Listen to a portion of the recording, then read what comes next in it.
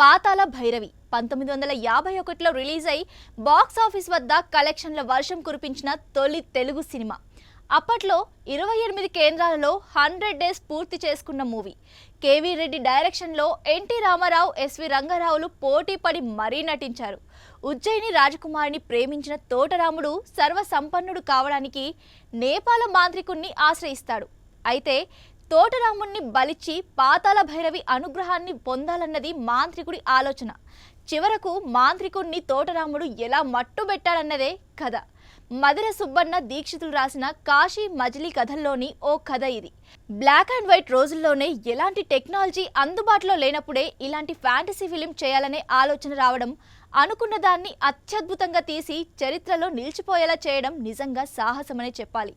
పాతాళ భైరవిలో తోటరాముడి రోల్కు తొలుత అక్కినేని రాఘేశ్వరరావుని, మాంత్రికుడి పాత్రకు గోవిందరాజుల సుబ్బారావు లేదా ముక్కమాలను అనుకున్నారట డైరెక్టర్. ఓ రోజు వాహిని స్టూడియో ప్రెమిసెస్లో ఎన్టీఆర్, ఏఎన్ఆర్లు టెన్నిస్ ఆడుతుంటే కేవీ రెడ్డి అక్కడికి వచ్చారు.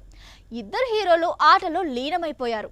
2-3 సార్లు బాల్ రాకెట్కు తగలకపోవడంతో ఎన్టీఆర్కు కోపం వచ్చి నెక్స్ట్ బాల్ను బలంగా బాదారట. దీంతో అది అడ్రస్ లేకుండా పోయింది.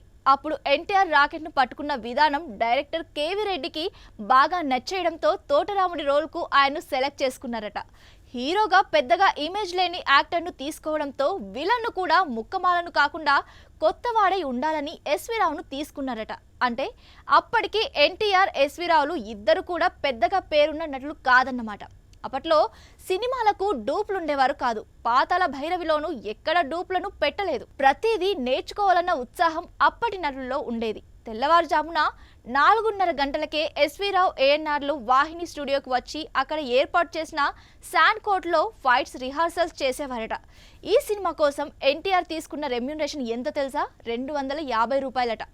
అంతేకాదు, విజయ సంస్థ కోసం 2 ఏళ్లలో 4 సినిమాలు చేయాలని ఒప్పందం కూడా జరిగిపోయింది. ఘంటసాల పాటలు ఎవర్ గ్రీన్, మార్కస్ బాట్లే కెమెరా మాయాజాలం సినిమాకు ప్రాణం పోశాయి. 1952 జనవరిలో గోవాలో జరిగిన తొలి భారత అంతర్జాతీయ చలనచిత్రోత్సవంలో దక్షిణ భారత్ నుంచి ప్రాతినిధ్యం పొందిన ఏకైక సినిమా పాతాళ భైరవే. తెలుగు, తమిళ భాషల్లో ఏకకాలంలో ఒకే హీరోతో నిర్మాణం జరుపుకున్న తొలి ద్విభాషా సినిమా కూడా ఇదే. తెలుగులో 1951 మార్చ్ 15న రిలీజ్ అయితే తమిళంలో అదే ఏడాది మే 17న విడుదలైంది. 1980లో జితేంద్ర హీరోగా ఇదే సినిమాను సూపర్ స్టార్ కృష్ణ హిందీలో కలర్లో తీశారు. ఈ సినిమాలోని సాహసం చేయరా డింబక, రాకుమారి దక్కునురా అనే డైలాగ్ ఇప్పటికీ వినిపిస్తూనే ఉంటుంది.